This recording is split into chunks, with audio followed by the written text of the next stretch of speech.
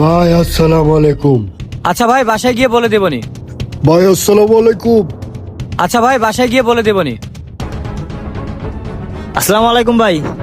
বাসায় গিয়ে বলে দেব। আসসালামু আলাইকুম ভাই। ওয়ালাইকুম আসসালাম, বাসায় গিয়ে বলে দেবনি।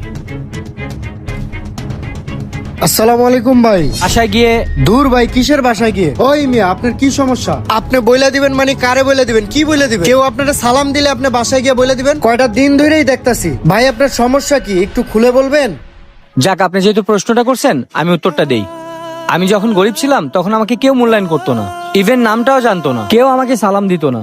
আর যখন থেকে আমার টাকা হয়েছে তখন আমাকে সম্মান করে সালামও দেয়। আসলে আমি বাসায় গিয়ে টাকাকে বলে দিব তোর জন্য আমি সম্মান পেয়েছি, তোর জন্য এত লোক আমাকে সালাম দিল। আসুন মানুষকে মানুষ ভাবতে শিখি, মানুষকে সম্মান করুন, টাকাকে না। আমাদের ভিডিওটি ভালো লাগলে অবশ্যই লাইক, কমেন্ট, সাবস্ক্রাইব করে পাশে থাকবেন। ধন্যবাদ।